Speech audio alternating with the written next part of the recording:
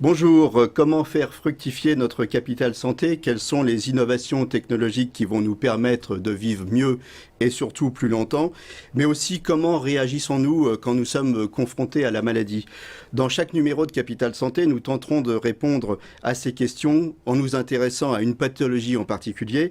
Aujourd'hui, c'est le cancer. Deux invités à mes côtés, Monique Emery, qui s'est relevée d'un cancer du sein, et le docteur Cyril Laporte, cancérologue, radiothérapeute au centre spécialisé en cancérologie Paris-Nord à Sarcelles. Alors tout d'abord, le témoignage de Monique. Monique, merci d'avoir accepté de venir témoigner. Alors, racontez-nous comment la maladie a fait irruption dans votre vie. En fait, je suis allée passer... En fait, non. Je me suis fait mal à l'épaule en septembre 2009. Et puis, j'avais très mal, donc l'ostéopathe me dit, écoutez, vous allez aller passer une IRM. Puis je me suis dit, tiens, j'ai les mammographies à faire en même temps, on va y aller. J'ai tout pris en même temps. Et puis en fait, le 27 janvier, en général, on fait une mammographie, vous avez 3 clichés pour chaque sein. Moi, 3, 4, 5, j'ai froncé les yeux. 6, j'ai dit, ah, c'est mon tour. La fille me dit, bon, bah, écoutez, on fait le deuxième sein. Bah, je lui dis, écoutez, on est là pour ça. Et donc, et là, 3, 4, 5, j'ai fait, les deux? Bon, ben, j'ai dit, c'est moi, ça y est. Mais quand vous dites j'ai fait les deux, on vous l'a annoncé? Comment ça s'est passé? Mais non, la jeune femme au départ, vous savez, c'est 3 clichés en général, une mammographie. Quand vous passez à 4, ça veut dire qu'elle cherche quelque chose. Quand vous passez à 5, ça veut dire qu'elle a vu quelque chose. Et à 6, elle essaie d'avoir la confirmation de quelque chose. D'accord. Enfin, moi, je sais. Peut-être pas tout le monde, mais moi, je sais. Et comment on vous l'a dit? Eh bien, c'est moi qui l'ai dit, parce que moi, on me l'a C'est vous qui l'avez dit? C'est moi qui l'avais dit, mais j'ai tout de suite compris ce que j'avais. Après, on vous dit, bon, retournez vous habiller, en salle d'attente, on va vous passer à l'échographie, et à l'échographie, vous rentrez, là, le médecin qui est là ne vous dit pas, bon, madame, on a vu, elle vous dit rien du tout. Et puis, simplement, elle commence à regarder spécifiquement un endroit, et là, je lui dis, écoutez, madame, c'est de moi dont il est question, l'écran, il est vers moi, et maintenant, vous m'expliquez. Et c'est comme ça que ça s'est fait. Et donc elle m'a dit, effectivement, il y a quelque chose. Sur le deuxième, il y a une suspicion. Je ne veux pas qu'on passe à côté de quelque chose. Je demande des biopsies. Et puis après, tout s'enclenche. Hein, ça va hyper vite. Donc, et là, bah, au bout... cancer du premier sein, suspicion sur le deuxième. Voilà. Et là, vous décidez de vous faire enlever les 2 seins. Bah, là, je me dis que placé comme c'est, quand à la biopsie, ils m'ont un peu dit où c'était. Ils m'ont dit, bon, c'est quand même assez compliqué.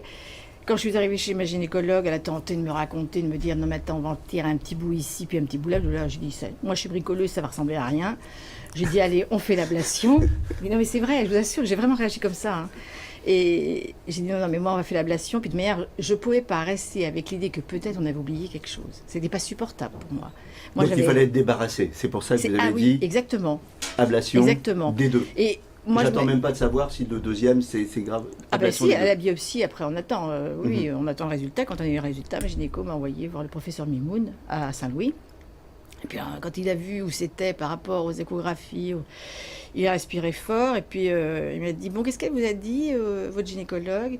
Je lui ai dit, elle m'a dit, on peut retirer un petit bout ici, un petit bout là. Enfin, je lui ai dit, moi ça va pas ressembler à grand-chose.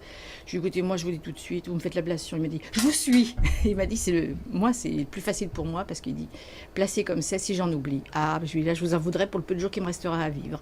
Donc c'est une décision. Vous semblez très volontaire par rapport à la maladie, vous semblez avoir la pêche, et pourtant, quand je vous ai eu au téléphone pour préparer cette émission, vous m'avez dit, on ne se bat pas contre le cancer. Non, on ne se bat pas. On vous fait tomber un diagnostic, vous rentrez dans une cabine pour passer un examen, vous êtes en bonne santé, et vous en ressortez, on vous annonce que la mort est au bout, c'est tout.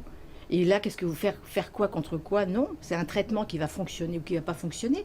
C'est pas vous qui pouvez dire, alors si je marche de tel côté de la rue, ça va changer quelque chose, rien, vous subissez un traitement. Et puis, votre corps l'accepte ou ne l'accepte pas. S'il ne l'accepte pas, on en tente un deuxième. Mais moi, je sais qu'on n'aurait pas tenté vitam aeternam. C'était pas ma nature. Moi, j'étais très chanceuse.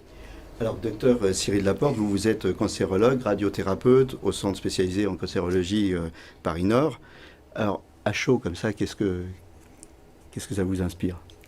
Moi, je dis quelle force de vie et quelle capacité aussi à avoir pu accepter. Parce que vous avez parlé d'acceptation, et c'est vrai que vous avez cette capacité à avoir accepté tout ce qui vous est arrivé, visiblement. Et je ne sais pas si on a tous cette capacité-là, parce que ça nécessite de l'énergie, ça nécessite du ressort.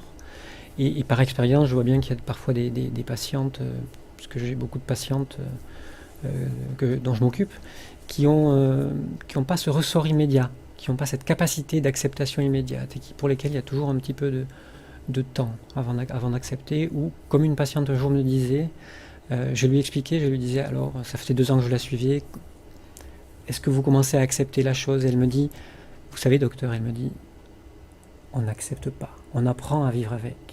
Et j'ai trouvé cette nuance très, très jolie, enfin, et probablement très, avec beaucoup de sens pour elle. Alors, donc vous, on voit bien que vous avez la pêche, hein, vous avez pris votre traitement à bras le corps, à tel point que finalement, vous m'avez dit ça aussi en préparant l'émission, quand vous êtes retourné au travail, il y a des collègues qui vous ont dit « Oh, bah toi, tu as eu un petit cancer ». Oui.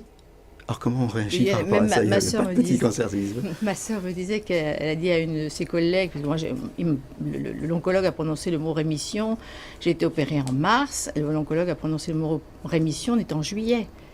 Et Dominique est rentrée au travail et a dit, ben voilà, Monique, premier mot, première rémission. Et sa collègue lui a répondu, tout ça pour ça? Je me suis dit, oui, bon, ben écoute, voilà, c'est ça. C'est pas la peine d'aller en faire une montagne quand ça peut être qu'une toute pinière. Mais moi, par rapport à votre patiente, moi, ce qui m'a aussi beaucoup libérée, c'est que j'avais pas, dans ma vie, j'avais personne.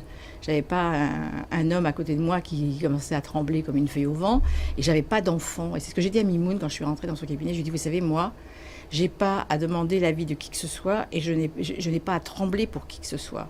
Ce qui me donne effectivement une liberté. Et moi, c'est pour ça que j'ai décidé, oui, effectivement. Je suis sûre qu'aujourd'hui, avec tout ce qui se passe, j'aurai encore mes 2 seins. Mais honnêtement, à cette époque-là, je ne voyais pas d'autre solution. Alors justement, aujourd'hui, la tendance est au traitement ultra ciblé. Alors, je vous propose de regarder un reportage de Florian Philippe pour VOTV au Centre de radiothérapie et d'oncologie médicale du Val d'Oise à Osny. C'est une technologie de pointe pour améliorer le confort des patients atteints du cancer. Au cœur du Centre de radiothérapie et d'oncologie du Val d'Oise à Osny, cette immense machine, son point fort, elle délivre de très fortes doses de rayons X à haute précision pour traiter une tumeur même très petite. Le temps de traitement est donc significativement réduit, jusqu'à 50%, tout en préservant les tissus sains. Il faut imaginer que quand on traite une tumeur qui fait 5 mm, si on est décalé d'1 millimètre, sur la proportion de la tumeur, c'est 20% de la tumeur qui est ratée. Donc ça, c'est simplement pas possible. Donc on a besoin d'outils très performants, très précis, qui nous permettent de nous repositionner à l'échelle du millimètre, voire même en dessous du millimètre. Ce type de traitement n'était disponible que dans les grands hôpitaux parisiens. Il est désormais accessible en grande couronne. Un investissement important pour le centre, près de 5 millions d'euros. Chaque patient est installé sur une table. Un masque réalisé au préalable est installé pour éviter tout mouvement du corps au moment du traitement. La position est contrôlée à partir d'un scanner. Le secret de cette machine, ce sont ses lames de plomb. La machine se prépare. Donc là, on peut voir que les lames en fait, sont mises en place dans le collimateur. Et vous allez voir en fait pendant tout le tour que la machine tourne autour du patient, les lames s'adaptent en fait et bougent tout en même temps que le traitement est délivré. Elles bougent chacune de façon autonome pour délivrer le traitement le plus précis possible. Un vrai progrès technologique au bénéfice du patient. Dans le passé, on mettait, pour repositionner précisément les patients, on leur vissait dans le crâne ce qu'on appelle un cadre stéréotaxique. Donc on mettait 4 vis dans le crâne avec un gros cadre métallique qui pèse plusieurs kilos. Donc ça, c'est quelque chose qui se faisait sous anesthésie générale. Mais c'était quelque chose de très invasif, de très, très désagréable pour le patient. Et du coup, la technique était très peu développée et ne profitait qu'à un tout petit nombre de patients tous les ans. Alors que maintenant, grâce aux nouvelles technologies, on peut faire l'impasse de ce cadre invasif. En 2015, 1300 patients ont été soignés au sein de cette structure. Alors, docteur Laporte, est-ce que ce type de machine aurait pu soigner Monique aujourd'hui ? Alors, vu l'histoire de la maladie de Monique, effectivement, elle n'a pas eu besoin de ce type de traitement de radiothérapie, donc elle n'aurait pas été utilisée.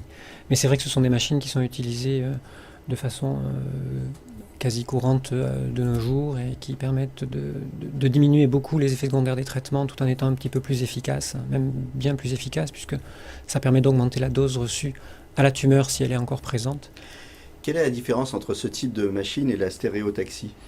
Alors, la stéréotaxie, c'est une modalité un petit peu différente de traitement qui va permettre de faire des traitements encore plus ciblés sur des tumeurs encore plus petites et sur des zones très fragiles. Voilà, avec des temps de traitement qui, là, pour le coup, seront un petit peu plus longs. Au lieu d'avoir une séance par jour pendant 4 ou 5 semaines en stéréotaxie, on a une séance tous les 2-3 jours sur 3, 4 ou 5 séances au total. Alors, mieux vivre avec son cancer, c'est aussi un des sujets. C'est-à-dire, il y a le traitement et puis il y a l'après. Alors, vous, par exemple, vous pratiquez l'auriculothérapie. Alors oui, l'auriculothérapie, c'est ce qu'on appelle une modalité de traitement complémentaire qui fait partie de, globalement, les médecines intégratives. Ce sont les médecines qui sont complémentaires au traitement habituel, au traitement allopathique, et qui permettent d'améliorer le confort de vie, qui permettent aussi de mieux supporter les traitements, d'être moins fatigué, de mieux dormir. Pour savoir exactement ce que c'est, en fait, c'est l'oreille. Il y a une carte de l'oreille et puis c'est de l'acupuncture dans l'oreille, c'est ça ? C'est ça, c'est une modalité d'acupuncture sur l'oreille. Il y a 196 points au niveau de chaque oreille, sur lesquels sont représentées des zones du cerveau. Et c'est sérieux, c'est pas un truc de charlatan. Oui, c'est quelque chose c'est de la médecine occidentale, en fait, complètement occidentale. C'est de la neurologie et de la neuroscience, en fait. On est vraiment là-dedans. Oui. Alors Monique, est-ce que vous avez bénéficié de traitements post-cancer, de traitements de confort, je sais pas, l'auriculothérapie, de la gymnastique, un encadrement psychologique. Qu'est-ce qui s'est passé après ? Justement, c'est ce que j'ai trouvé un peu bizarre. Enfin, moi non, parce que honnêtement, je pense que c'est pas que j'avais pas franchement besoin de ça. Mais c'est vrai que j'ai un peu l'impression quand même que les gens qui sont atteints d'un cancer sont un peu lâchés comme ça. Il n'y a pas suffisamment Le médecin, il applique son traitement. Et puis les patients, ils sont un peu sous l'eau et ils n'ont pas tellement l'impression d'être pris en charge, mais quand je dis émotionnellement, en fait. Et parce que c'est vrai qu'il y en a pour qui ça va être compliqué, et des hommes qui ont peur de perdre leur femme et qui sont à côté, qui sont constamment en train de regarder, limite en train de dire quand est-ce qu'elle va mourir. Ça va être terrible à vivre quand vous êtes accompagné de quelqu'un qui n'a pas le ressort suffisant. Donc vous, vous nous dites, en fait, c'est que d'être seul, ça a été plutôt un atout pour vous. Moi. Mais moi, je ne suis pas un maître étalon. Non, bien sûr. Je cavale longtemps devant, mais je ne suis pas un maître étalon. Mais moi, j'ai bénéficié effectivement de traitements, puisque moi, je magnétise, donc je me suis magnétisée moi-même. Que lorsqu'on m'a mise sous hormonothérapie, ça a été un moment qui était un peu dense, parce que oui, c'est qu'un tout petit cachet, on va vous supprimer les hormones, oui, d'accord.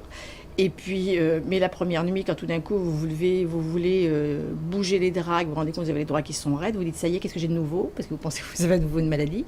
Et puis en fait, moi j'ai de la chance, mon corps s'est adapté. Ça a été dur, 18 mois, puis j'ai accepté les 50 traitements avec le professeur Lotz qui m'avait dit, bon, ma mémoire 5 ans peut-être 6 ou 7, mais enfin pour l'instant je vous dis 5. Puis en fait il a arrêté à 5. Et comment ça va aujourd'hui alors ? Écoutez, moi je vais bien. Est-ce que vous vous sentez complètement débarrassé de la maladie ou alors vous vivez malgré tout dans une certaine angoisse de la récidive ? Non, vous la vivez là. D'abord, on vous le rappelle régulièrement. Moi j'ai rendez-vous mercredi avec le professeur Lotz. Donc on vous le rappelle régulièrement. Vous avez quand même des examens et vous n'allez jamais maintenant la fleur au fusil faire un examen. Vous vous dites, peut-être que ailleurs, il reste quand même d'autres organes, on ne sait jamais. Mais après, je vis, et par contre j'ai appris à vivre chaque seconde. Eh ben, écoutez, je ne vivais pas les secondes, mais c'est vrai que j'apprécie chaque instant. Et tout à l'heure, dans le bouchon, je ne me suis pas énervée non plus. Parce qu'après, je me suis dit, je veux passer par là. Écoutez, c'est là-dessus. Apprenons à vivre chaque seconde qu'on va se quitter. Je vous remercie tous les deux. Merci Monique, merci. Dr Cyril Laporte. Pour faire le point sur le cancer et rencontrer de nombreux spécialistes, notez sur vos agendas les entretiens médicaux d'Enghien, donc qui se dérouleront le 15 octobre à Enghien-les-Bains. L'entrée est gratuite et toutes les informations sur www.ome-cancer-défi.com. N'hésitez pas à partager ce programme en vous connectant sur le site de VOTV ou à partir de notre page Facebook. Et puis, voilà, portez-vous bien. Merci. Merci.